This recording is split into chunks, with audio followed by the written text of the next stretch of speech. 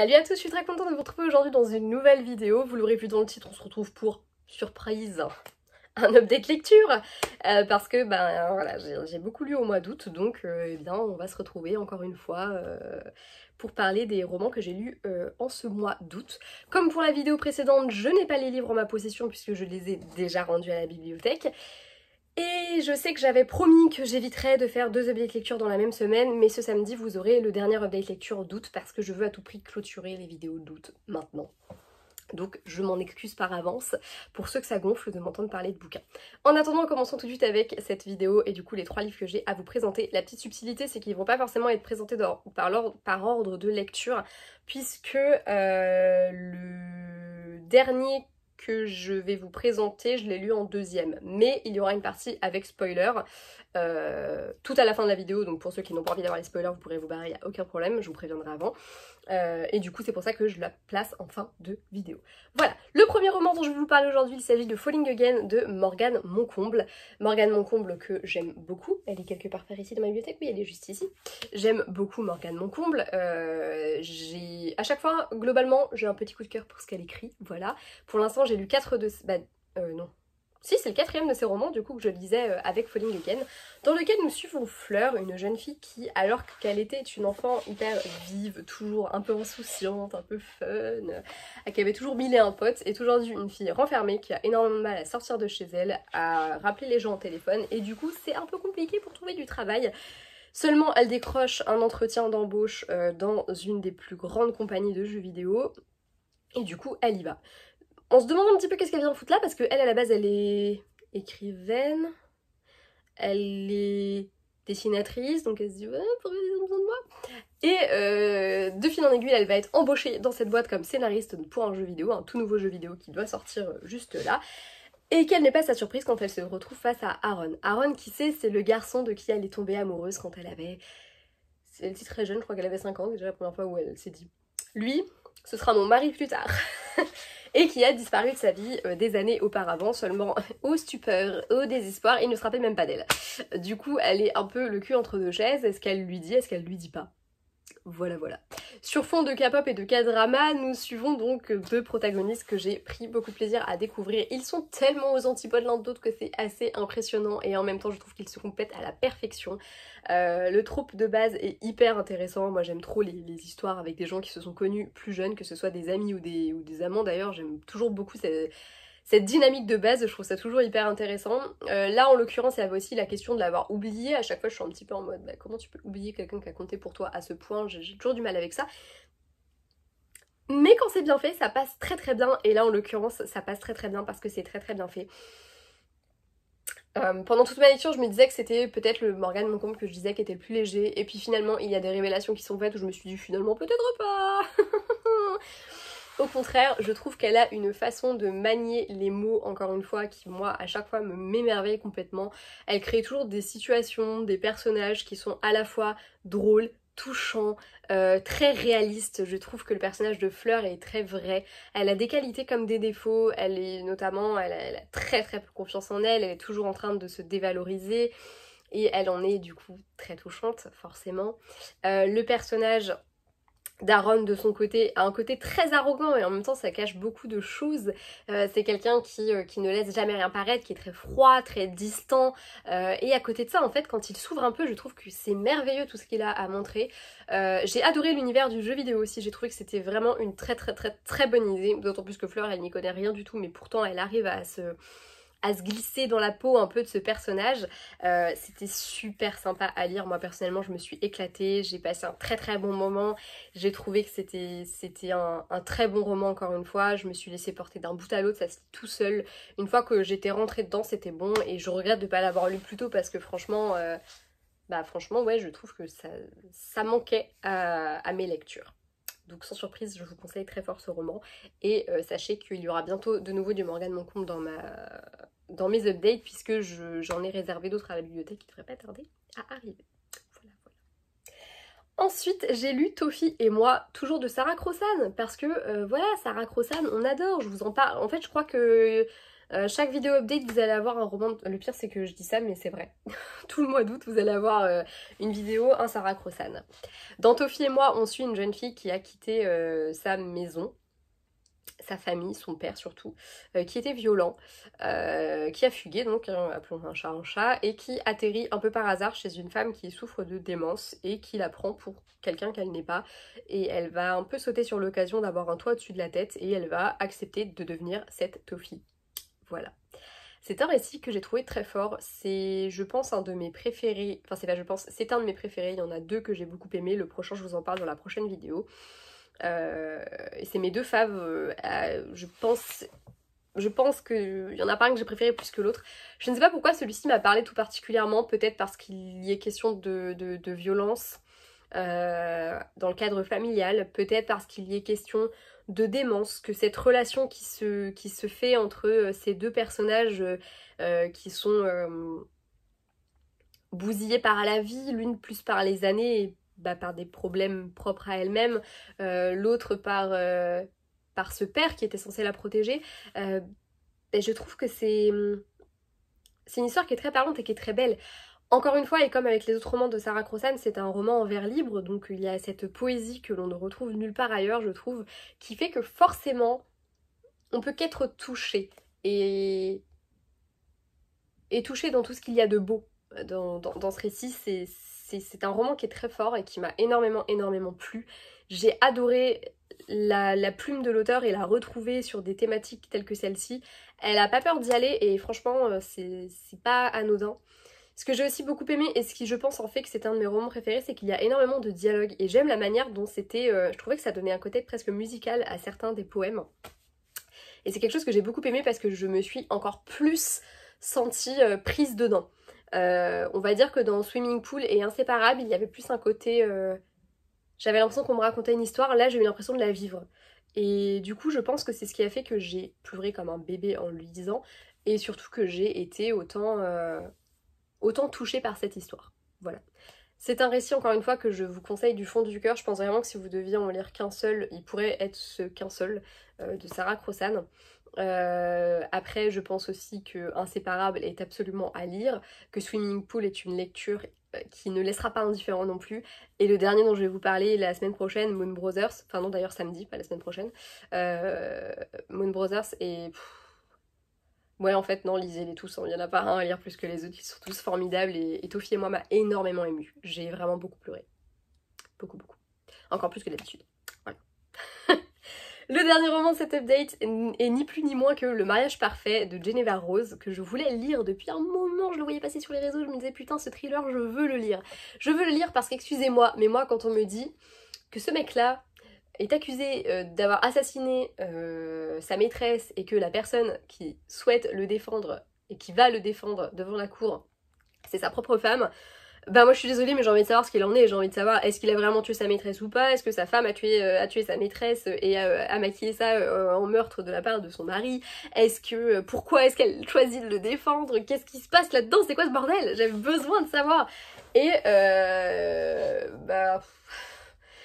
je peux pas dire que j'ai pas aimé, c'est pas vrai, c'était plutôt sympa et j'ai trouvé que c'était plutôt bien ficelé, j'ai beaucoup aimé ce côté judiciaire parce que du coup on a vraiment très rapidement, c'est lui le suspect numéro 1, on l'accuse lui, il y a tout de suite le procès qui se met en branle, etc. Donc forcément c'était compliqué de ne pas être pris dedans, c'est un concept que moi je connaissais pas. Généralement moi je suis les enquêtes avant qu'il y ait quelqu'un d'arrêté, là il y a quelqu'un qui est arrêté et c'est sa femme entre autres choses qui essaye de mener l'enquête pour essayer de défendre ce mari bafoué.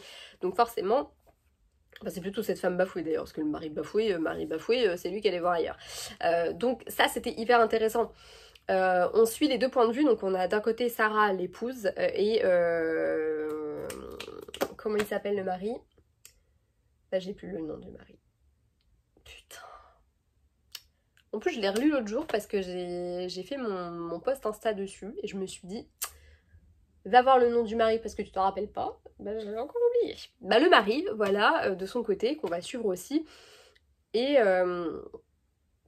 ça va me titiller, je vais avoir envie de le trouver, ça va m'énerver de pas m'en rappeler. Bref, on va suivre donc d'un côté l'un, d'un côté l'autre, donc on va avoir les émotions, les pensées de l'un et de l'autre, on voit bien que tous les deux ils sont bouleversés pour la même raison et en même temps pour des choses différentes. Lui il est bouleversé parce que d'un côté, déjà il y a sa femme qui a découvert son adultère, il est accusé de meurtre et en plus de ça sa maîtresse, qu'il aimait aussi mine de rien, a été assassinée quand même. Donc ça fait beaucoup de choses d'un coup. Il y a l'injustice de la situation qui le frappe et en même temps est-ce que c'est pas un peu le karma frérot parce que t'as trompé ta femme, voilà, il y a tous les mystères qui entourent justement cette fameuse femme qui a été assassinée parce qu'on se dit merde, pourquoi est-ce qu'elle a été assassinée? Parce qu'on comprend très vite que notre héros il y est pour rien du tout. Et puis de l'autre côté on a aussi Sarah qui elle se plonge à cœur perdu dans l'enquête pour essayer que son mari ne soit pas accusé à tort d'un meurtre qu'il n'a pas commis. Et en même temps elle se dit mais peut-être qu'il l'a fait, après tout elle croyait elle aurait jamais imaginé qu'il puisse aller la tromper. Donc se dire attends, ça se trouve en fait c'est aussi un meurtrier, tu ne sais pas, tu sais pas qui tu as épousé finalement. Et tout ça, ça fait que forcément, voilà, on fait des théories. Mais j'en ai fait des théories. Dès qu'il y avait un nouveau mec qui arrivait dans l'assistance, dans ma tête, c'était ah tiens, c'est lui le tueur. Ah non, c'est elle. C'est. Voilà, j'ai fait des théories, mais. Truc de fou. Voilà. Je me suis plus ou moins foirée sur toute la ligne. Voilà. Mais on parlera de la fin après parce que ce sera dans la partie avec spoil. En fait, pour de vrai, la fin, je l'avais envisagé, ça faisait partie des trucs que j'avais envisagé mais que j'ai abandonné super vite. Et je vous expliquerai pourquoi après. Bref, tout ça pour dire que globalement, voilà, c'était très sympa, puis le fait de suivre une enquête, mais d'avoir aussi tout l'aspect juridique, je trouvais ça hyper intéressant, on sent que l'autrice est très très bien documentée. Mais déjà, il y a tout l'aspect sur la fin, dont je vous parlerai après, dans la partie spoil, enfin voilà, c'est une fin que je n'ai pas vraiment comprise. Même si elle a du sens, je l'ai pas comprise par rapport à certains aspects.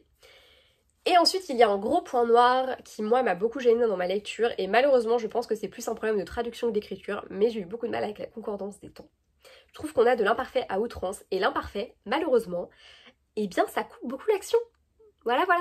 L'imparfait c'est pas censé être omniprésent dans un texte. Quand un texte est en français, est au présent,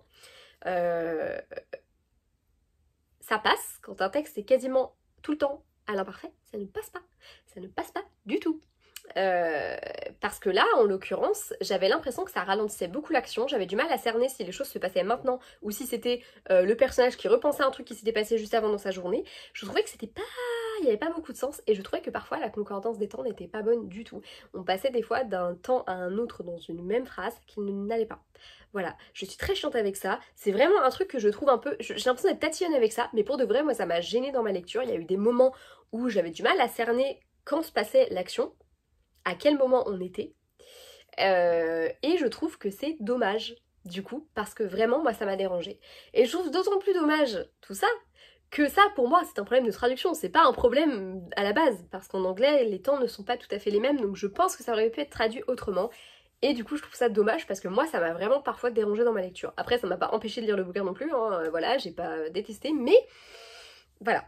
Ajoutons à ça la partie avec spoil que je vais faire dès maintenant. Donc pour ceux qui souhaiteraient lire le livre et n'ont pas du tout envie de se faire spoiler, eh bien je vous dis à bientôt dans une prochaine vidéo. J'espère que cette vidéo vous a plu, tout ça, le blabla habituel. Et pour ceux qui n'ont pas envie de lire le livre, ont envie de connaître mon avis, l'ont déjà lu, ceci, cela, bref que ça ne dérange pas d'être spoilé parce que clairement je vais vous balancer la fin, eh bien vous pouvez rester avec moi. D'ailleurs n'hésitez pas à me le dire, ceux qui sont restés jusqu'à la fin de la vidéo, parce que ça m'intrigue de savoir s'il y a vraiment des gens qui ont eu envie d'être spoilés sur le sujet. Bref, à partir de maintenant il y a des spoils, donc si vous êtes restés jusque là, je suppose que c'est que ça ne vous dérange pas de connaître la fin de cette histoire. À la fin du roman, on a, donc je vous raconte un petit peu pour situer, et après je vous explique ce que moi j'ai ressenti par rapport à tout ça. Donc comme je vous l'ai dit, c'est un roman dans lequel on a les deux points de vue, on a et celui de Sarah et celui de son mari, dont j'ai, encore une fois, j'arrive pas à me rappeler du prénom. Dans ma tête c'est un truc style Andrew, mais là dit comme ça, vote, je pense que c'est pas ça. Matthew? Peut-être Matthew. C'est un truc comme ça, un truc en you. Donc bref, donc on suit ces deux protagonistes à la première personne, donc on est vraiment plongé dans leurs pensées. À la fin, il y a un saut dans le temps de 10 ans entre le moment où on annonce le jugement et le moment où le mari, qui a été reconnu coupable, est condamné à mort et va passer, j'allais dire sur la chaise électrique, mais ce n'est plus la chaise électrique maintenant, c'est des injections, bref, va mourir quoi, tout simplement. On a donc 2 chapitres je crois, donc non 2 ou 3 chapitres. On a Sarah qui arrive et qui vient lui faire un dernier adieu. On apprend qu'elle n'a pas été le voir depuis un moment, qu'elle va se remarier. puisque le lendemain elle sera veuve, donc elle va se marier dans la foulée. Voilà, on se voit un petit peu lui qui comprend très rapidement qu'en fait si Sarah l'a toujours cru innocent, c'est parce qu'elle n'y est pas pour, qu'elle y est pour quelque chose. Et à la fin on apprend que c'est elle qui a tout mis en œuvre et qui a assassiné cette femme, etc. Et voilà. Du coup, on apprend que depuis le début c'est elle, qu'elle a défendu son mari. En plus le pire c'est qu'elle l'a pas défendu si mal que ça, hein. Elle a vraiment avancé des vrais arguments quand même, enfin voilà. Alors sans doute pour ne pas se faire griller.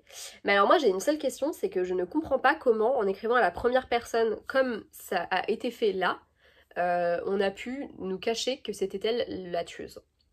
Moi c'était une de mes premières théories, évidemment quand je lis un bouquin où voilà, il y a la femme qui défend son mari, l'adultère, tout ça, c'était ma première théorie, c'était ça. Et quand j'ai vu qu'on était à la première personne, que j'ai vu comment c'était écrit, qu'on était vraiment plongé dans les émotions de Sarah, etc., qu'on la suivait, enfin des fois elle s'écroule en larmes toute seule chez elle parce que c'est dur de réaliser que son mari l'a trompée, qu'elle a peur qu'il meure, machin truc bidule. Bah en fait je comprends pas qu'à la fin on apprenne que depuis le début c'était elle derrière tout ça. Je ne comprends pas, et même si dans l'idée c'était très intelligent, etc., c'était vachement cohérent, ça explique beaucoup de choses sur le personnage, bah je trouve que c'est pas cohérent parce qu'à aucun moment on nous la présente comme une menteuse pathologique, auquel cas on ne peut pas la croire. Ça en fait un personnage qui n'est pas du tout fiable, et sur lequel on ne peut pas se fier, mais à aucun moment ça paraît crédible ça. Je trouve qu'en fait quand tu reprends toute l'histoire, il n'y a pas de moment où ça paraît crédible qu'elle ait fait ça. Et du coup, bah, ça m'a beaucoup déplu et déçu cette fin parce que je me suis dit, mais ce n'est pas du tout cohérent. Tu ne peux pas nous écrire une histoire où pendant tout le temps tu nous la présentes comme une victime de son point de vue à elle. On est dans ses pensées, je le rappelle, dans ses pensées, dans ses émotions.